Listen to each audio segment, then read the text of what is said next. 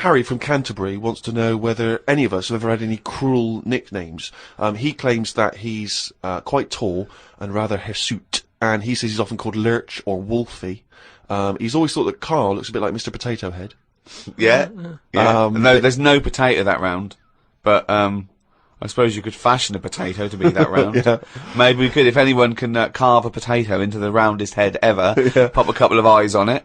Make it look as much like Carl as possible. Exactly. But yeah, any nicknames? Did you ever have a nickname, Rick? No, mine was boring. I didn't have any. It was just around the name, like Gerv or something like that. No, I didn't have nicknames. I always wanted a nickname. I just thought it was quite cool for some reason, particularly because gangsters always seem to have nicknames. Lefty. You know, Fingers. Yeah. Lefty, yeah. Scarface. Yeah. And so I decided that I thought, because no one was giving me a nickname at school, it was kind of annoying, or certainly not to my face, that I decided to just come up with one.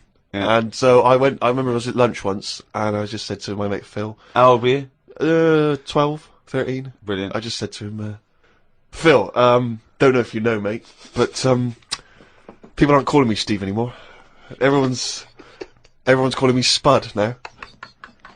Now, I don't know why I thought Spud. It's weird we should talk about Mr. Potato Head. I don't know why I thought Spud was a cool nickname. I think it's a grown-up name, though, isn't it? And it's also because I think it sounded like it was probably either something that you'd find in one of those kids' books, like the Famous Five, or like the Bash Street Kids. There'd be Spud, and I always imagine with Spud, he's not the leader of the gang, but he's a reliable member. I think Spud is the biggest lorry driver in one particular sort of car park. Yeah. And here comes Spud. Yeah. And he gets out, all right, boys. And he's big and massive, and Spud can eat 2 breakfasts. Exactly, yeah. But in my mind, it was, that I would be one day part of a gang, and I'm Pinky, this is Jojo, and the tall guy's Spud. And you didn't catch on, did it? Really caught. And he just went, oh yeah, right. And no one started, and I was hoping he'd go, everyone's calling Steve Spud.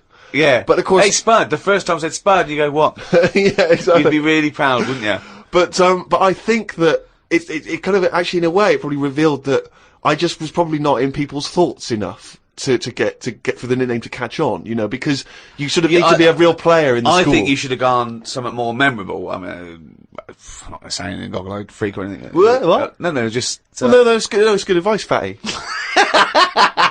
fatty pot That's belly. the problem, I wasn't fat at school, and I suppose Carl didn't have a round bald head at school, did you? No. No. Did you have a nickname? Not really. I mean, there was a lot of people on the estate that I grew up on. Nicknames are big things on estates and that. Yeah. A lot of my dad's mates, right?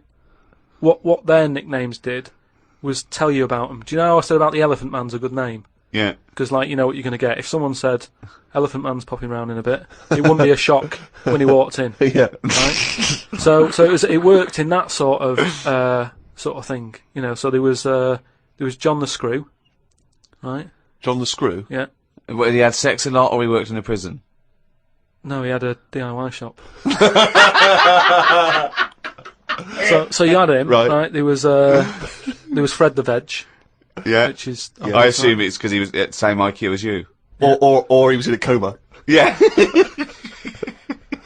Right. There was my uncle, Tattoo Stan.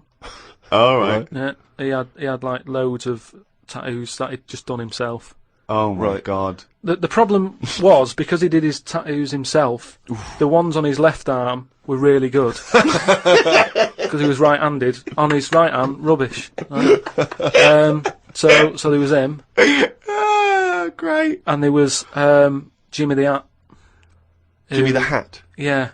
Did he always wear a hat? No, he didn't. That was the point there. That he never wore a hat. That's amazing. Brilliant. How can you pick up on someone never wearing a hat? How would you ever notice? I'll tell you what, I've noticed something about Jimmy. What? Go on. He doesn't wear a hat. Why was he not called Jimmy the Parrot? Because he never carries a parrot. No, that's just the way. I mean, that's how they work in it. Here comes Jimmy Three Legs. Why'd you call him that? He hasn't got 3 legs. I didn't really have one apart from, I had a CB. Like when you'd go on a CB radio and have a chat to people. Oh, this was a craze in the, was it late 70s, early 80s? Sort of early 80s. And, it was just short band radio, wasn't it? Everyone had these little handsets and they'd speak to each other in the sort of local area. Yeah, it was mainly, I think it started off with like lorry drivers, isn't it? Yeah, truckers, yeah, because there was that thing from like about 1977, whatever, it was Convoy, yeah. Yeah, so I had one of them, and my handle, I had 2 handle different names. Is your nickname, your yeah, name? there's loads of code stuff. Yeah. I had a couple. I had there was Pilky 01. Because, like I say, there's a lot of Pilkingtons and that in Manchester, so I just thought, give it a number. If someone wants Pilky 02, it's open. Do you know what I mean? They can have it. And then... That is people scrabbling. I want a Pilky 01. And then, because I did boxing and that... Well, you did it once. Yeah. Well, I'd Boxer Boy. Because I thought that's quite a good image as well. That's kind of like people going, oh, don't mess with him. Do you know what I mean? If he asks what your handle is, tell him. Do you know what I mean? It's Boxer Boy and that. So, just had them two, and I used to just go on there and... Pointless. What is the point of this? Well, you just meet people, don't you? And you don't meet people. You say, "What's your handle?" You're a box boy. What's yours? Rubber duck. All right. Cheers. No, It's but ridiculous. then you'll say like, then you go, what's your 20? What's that mean? That's where are you? Well, why don't you say, "Where are you?" Because just in case there's someone who's listening in who you know, you hear about this all the time, don't you? People listening, jotting stuff down. Oh, right. So, just in case someone in the world doesn't know what handle means, they're out of the loop. They're out of the loop. It's not a difficult code to crack, is it? If Yeah. you're trying to track someone. It's hardly the head of the mafia talking to each other because the FBI are on the wire. It's ridiculous. Like I go, oh, you keep saying that, what's your handle? And they come back with something else. I can't work out what's going on. No, it's like anything, isn't it? That's what codes are all about, isn't it? You set them up and that. Go on and tell me the code then. Reveal at long last to the world what Yeah. these codes are. Right, so Yeah. what's your 20? Where are you? This is better than the Enigma. Yeah. Right, now here we go. Right. How many candles are you burning? Does that mean how big's your car or something like that? Horsepower or something? See? No, that's Oh, how old what are you? time is it? No, how old are you? What, how old are you? Okay. Right. Right. How many candles are you burning, of course? Yeah. So what's the answer come back? You go, I'm 15. 14. Brilliant. That code, there's no one gonna work that out. There is no one gonna work that one out. So let's just play through this conversation. Give us an example of how it worked. Right, so you turn it on and that, and you start off, and there was something that you said at the start, like Hello. just you Breaker. yeah, breaker, do you copy or whatever? Yeah. Then someone will go, What does copy mean? No, What let his me- name I want to was. hear how it's because I want to hear the fascinating conversations that Carl must have had. Yeah. and you go, all right, it's Boxer Boy, yeah. What's He your goes, 20? What's your 20? And you go, well, just I'm in Manchester. In the flat. Oh, right. And they go, right, yeah. How many candles are you burning? Oh. You go, oh, I'm 13. Oh. So And that's the end, is it? then you might sort of say what was it? It was something like what am I burning? Right? Using burning again. Confusing, but go on, yeah. What am I burning? The bacon, because I'm busy talking to you, you twat. That's like what's my power? What strength am I coming in at? Oh yeah. Because then you can tell if they're quite close to you. So if you're Yeah. getting someone burning a 1, Well, you've told them. You said, "Wait, what's your 20?" You go, I'm in Macclesfield Street." Yeah, but oh, then- right. but then you Wonder go- where they are. We've just told you. Yeah, Wonder how but- far away they are. but then you go, oh, that's interesting because you're burning, burning 3. I don't normally get a 3. The least interesting hobby Oh, do you know what could I- ever do. I wish you'd have kept a diary of this because this has been fascinating. Now and again, someone will come in and go side on, right? What's that mean? And that means like there's someone sat there listening into this chat and going, "This sounds interesting," Yeah, no, it doesn't. Unlikely. Yeah. and they want to join in, so they sort of go side on. You go side on, bring it in, right? And they go, "All right." How many candles are you burning? Yeah. What's your Thus it 20? goes round again. Yeah. See you later. What's your 20? How many candles are you burning? Oh. And, I mean, it seems to me that what you should have done is made a note the first time, so that when you then speak to them again, you don't need to ask them those questions. Can I just confirm that you're burning 15?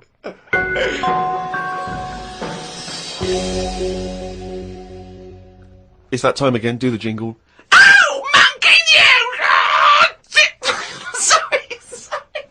Okay. I'm gonna do a really good one. Okay, go. Oh, chimpanzee that monkey news, yeah. Right, do you know it's nearly time for the Winter Olympics again? Okay. Is it? Okay. They sort of come round every 4 years. Is it this year? Is it? Yeah, and the last one that happened, 4 years ago. Yeah. there was a bit of an incident. Oh no. Oh well, I'd know about this then because it would be Well, it'd be Well- big news because it's a well-known. televised as well. Yeah. It's, Do you remember any winners that were monkeys in any of the no, tournaments? of course No, not. No. So, yeah. it's So not anyway- going to be that because it wouldn't be true. Go Oh, on. yeah. So anyway, one of the popular events, bobsleigh. Okay. Right. You know, you know how it works. Well, It's you like need a 4 sleigh. men. Is it 4 men or 5 4 men. men? It's 4. So it's definitely 4 men that you need Needs on a 4 men. bobsleigh team. Is it and 2? And there's 2 team bobsleigh as But well. they're always men. Is that right, Rick? Well, yeah, they have to be. Anyway, humans. Well, that's be humans. Yeah, Yeah, it's the Winter Olympics for. Yeah. So let me just clarify. With the Winter Olympics, you can't have any animals taking part. No, and they also no, because they wouldn't be allowed. And 2, there's no way they could disguise it because not only would they see it straight away, right, but they have blood tests Right. Okay. So, which would show up. so they definitely know if it was Well, they're any blood kind of tests. non-human. It's impossible. It would be literally impossible to have anything other than a human Taking involved part. in a bobsleigh team. Fine. Okay. So carry on. So anyway, this country, I don't want to name them because they try to shake off this sort of, you know, this bad news. Oh yeah, and you don't know. And It's it not didn't true. Yeah. So anyway, the country was doing really well in the qualifying stages. Oh, yeah. But the problem was there was like 2 members who were getting all like the press and stuff, Oh right, yeah. and one of them never got a look in. Right. How tall was he? Anyway, so this one member was getting fed up because the other 2 were getting all the press and what have you. So he said, "I'm not happy with this. Yeah. I'm jacking it in." So they were like, "You're joking? We've qualified. We're getting into like the main race and everything. You can't leave us now." And he said, "Well, you could do it all on your own before. You know, the way you were acting and that, you didn't need me, so I'm going." So they were like, "Oh." Well, they need to replace him because there's a certain amount of people needed. So anyway, so the clock's ticking. It's getting close to the big race and Of everything. course it is. Yeah. They're like, "What are we going to do here?" The substitute Right? they took with them. What are they Well, going they to must do? have. Yeah, they would take the substitute. So get him No, on. they didn't have any of them and that. It's, you know, a lot of injuries and stuff. Or just get a mate to do it. Just get a mate or a friend Yeah, or the coach to do it. Yeah. But, you know, there's a lot of responsibility on these people and, you know, you won't want to let your country down and that. And they're like, what are we going to do? Get a waiter or anyone. Anyway, In the hotel. the time comes to the race. Seems to be 3 people on it. There appears to be 3. Okay. Yeah. They start off, they're whizzing around the track faster than normal. They're beating their old records. Right. Amazing. Because the new fella they've got a little bit smaller. Ah. Right? Is he in? So Is he in the bobsleigh? Or is he pushing? He's in it. Oh, right, okay. Right? He's wearing a uniform and a helmet. Though we He's can't got see what he helmet looks like. on, We he's can't got see the his kit face. on. Can't see his face. Nobody knows who he is, but the course they do. country's loving it. Of course they They're do. like, well, it looks like we're going to break all our records, you know. Good. It's good that they found someone new. Yeah. Bet the other fella who left is sort of kicking himself, thinking, oh, I could have been part of this. Anyway, This wasn't a bloke that had very short legs and long arms, was it? what happened is they're whizzing round the track and what have you, Faster than ever. Yeah. faster than ever, and the press are like going, beating all records here. They started taking photographs. Lot of flashing. Lot of flashes from the cameras and stuff. Right. Of course. Suddenly, the bobsleigh goes a bit sort of mental and whizzes off the track, right, into like all the tyres and stuff that they have for protective. Oh, they love tyres, don't they? Bobsleigh members. Some of them you can. Sometimes you can find them swinging in one, or maybe eating a banana.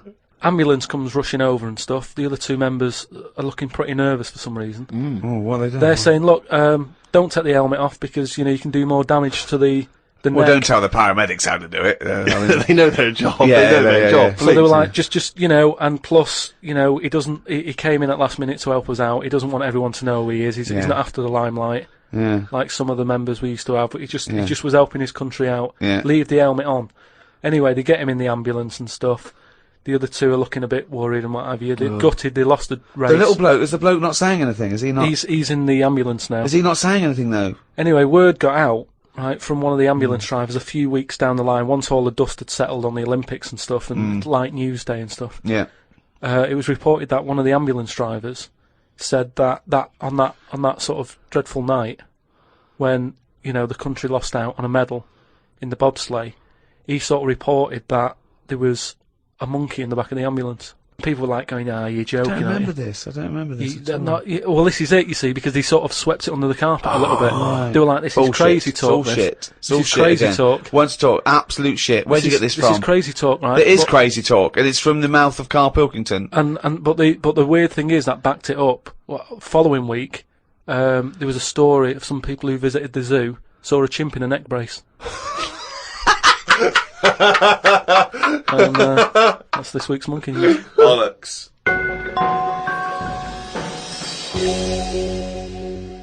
Well, that's the end of another podcast. Thanks very much from me, Ricky Gervais, with me, Stephen Merchant, Goodbye. and Karl Pilkington. Right.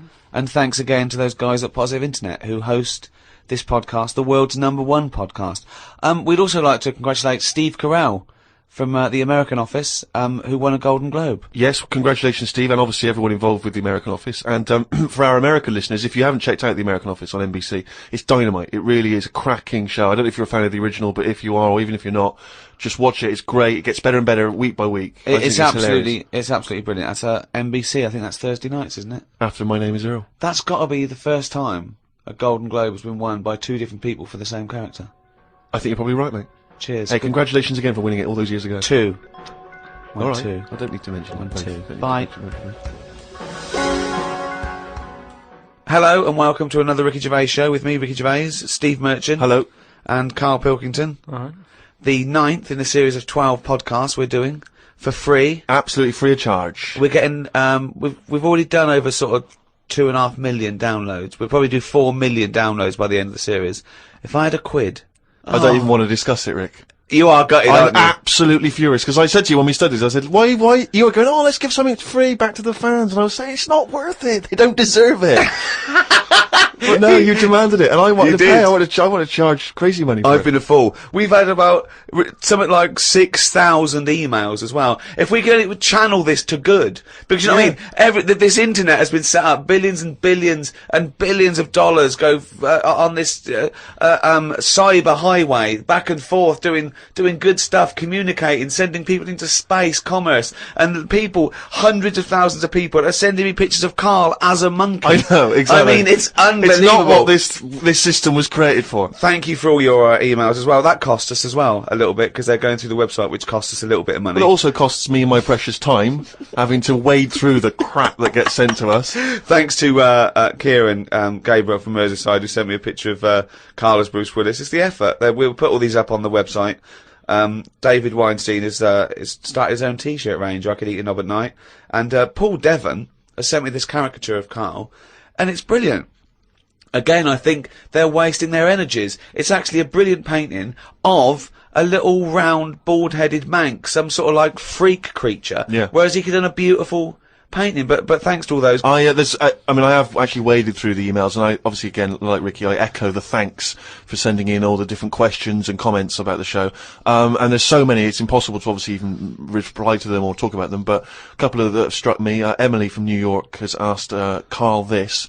Karl, if you were on a sinking ship, or you were in a burning building, and you were with myself and Ricky, but you could only save one of us. I don't know why that's the case, but you can only save one of us. Yeah. Who would you save? Would it be Ricky, or would it be me? I think it's a two-man dinghy. Right, okay. Possibly. And we're trapped, and he knows that if he stays there to get both our legs out from under this thing... the girder. Yeah, he dies, so he's got room, he's got time to save one. It's obviously me. It's hard to say, isn't it, at this point? What, because Steve's in the room, you mean? Well, no, just because we don't know what the situation is. Okay, well, let's say we're on a sinking ship, alright? So you're gonna have to rescue one of us, drag us into the dinghy. It's going under. You know, in 30 seconds, okay, this ship's gonna go under and drag you down and you're gonna die, right?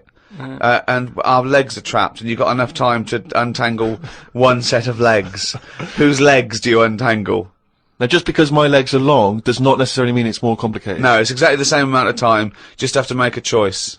A terrible choice that Steve would not, hate you for. Well, no, listen. He won't be around for long. He's going to drown in 30 seconds. Well, forget him. So, bear in mind this, Karl. You are going to be stuck in a dinghy with Ricky Gervais, and who knows how long that's going to take. Think of all the head squeezing that's going to be going on, the comments, the wind. And do you honestly think that he's going to, if there's any provisions, that he's going to split them evenly with you? I mean, he's going to have drunk all the water, and there's only going to be about half an hour in. The food's going to be gone. Look at his gut. Look how much, of the food he's going to have to eat, the baked beans that you've got on board. Whereas me, you know how generous I am. I'm always sort of helping you out. Oh, there we go, Karl. I think he's put the nail in his own coffin there. You know how generous I am, Karl. Let's talk about that, Karl. Come on, think about that one. Yeah, I mean, have you forgot about that, Steve? What?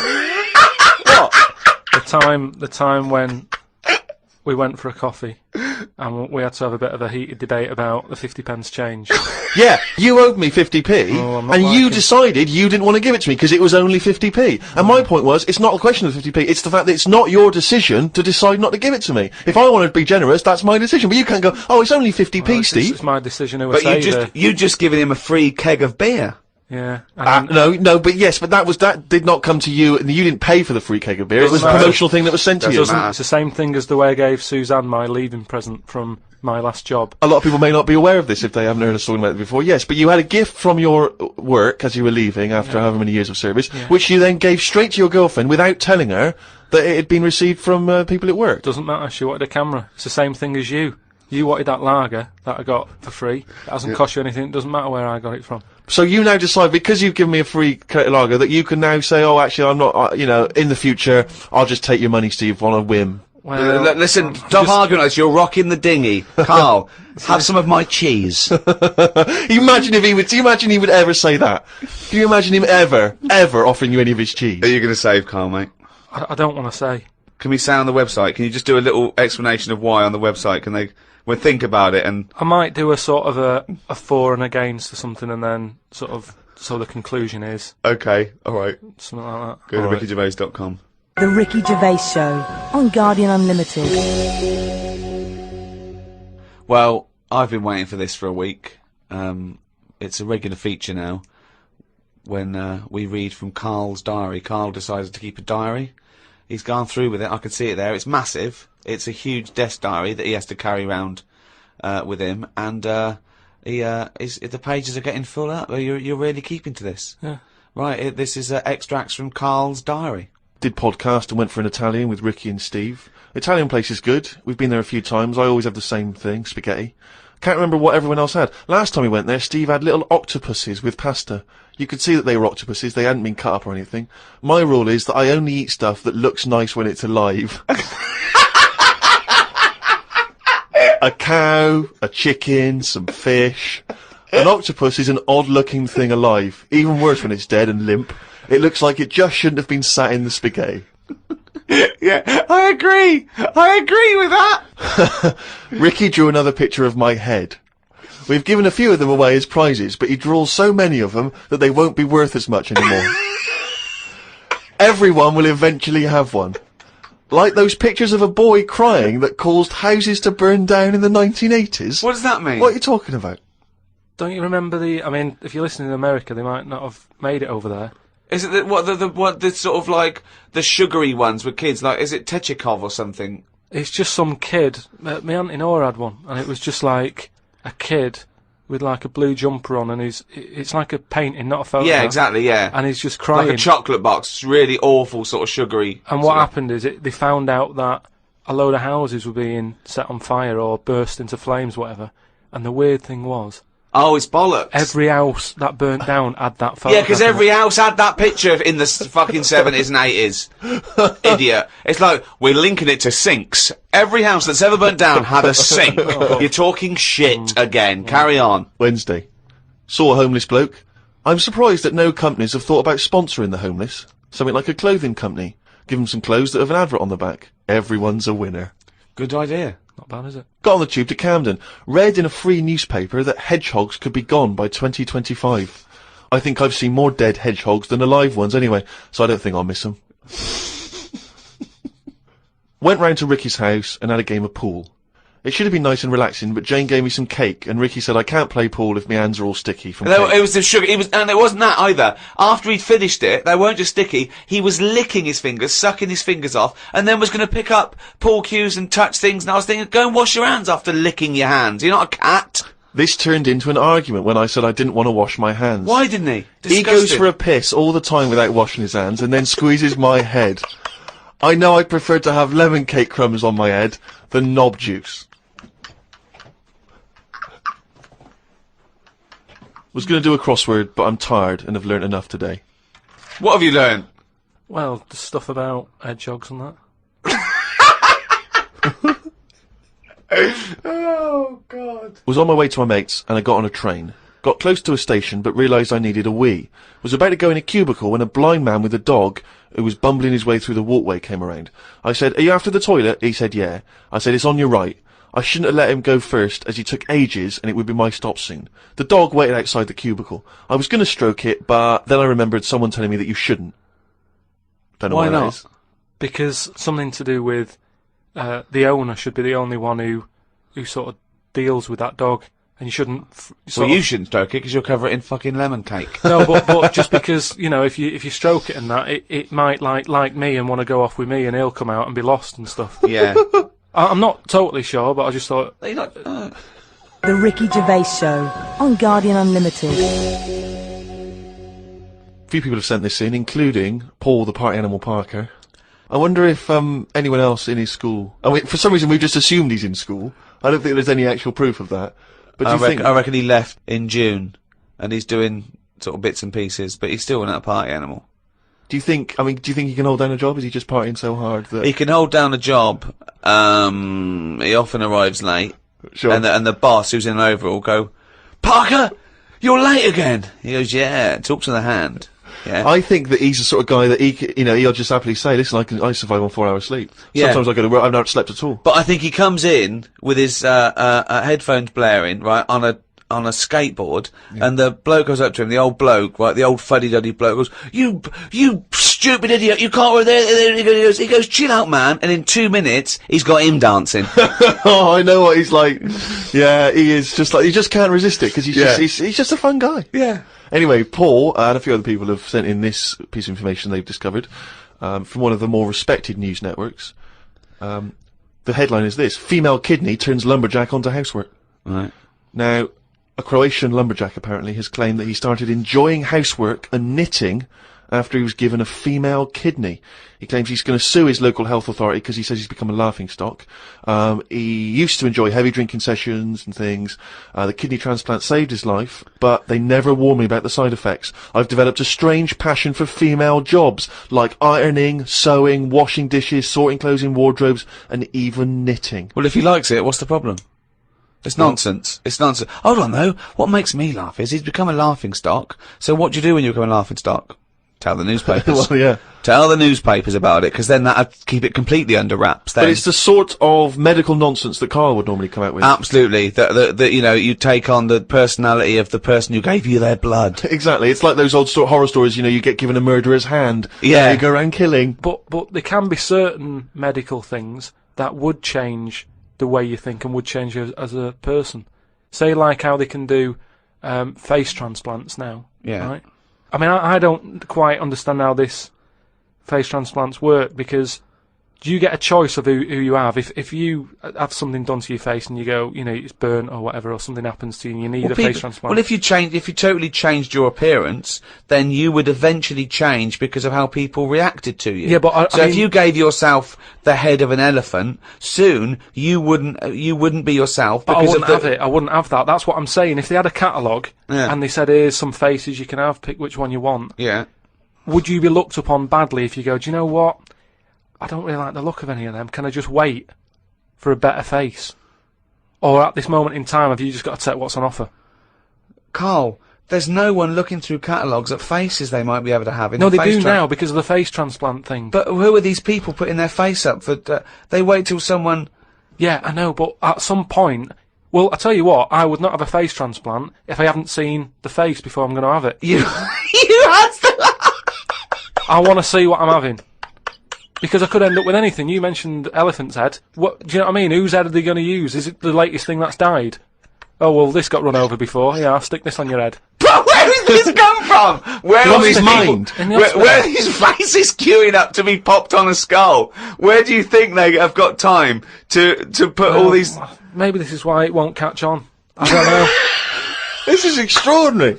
You've created in your own head the existence of this pamphlet, and now you're defending it, even though we don't know it even exists. And you're this skull on a hospital bed going, I'm not having that. I don't like the look of him. He looks a bit shifty. Oh, I don't like that. Oh no.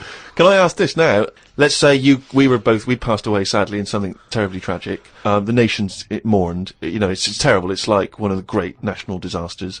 But you, at the same time, you survived the accident, okay, but your face is hideously disfigured. You can take either Ricky's face or mine to have. I'm surprised you're asking this though, Steve.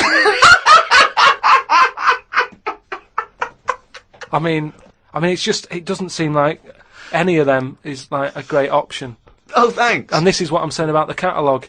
If those two were on offer, I might go, do you know what? Pop in again tomorrow. Bring in another booklet. The Ricky Gervais Show on Guardian Unlimited.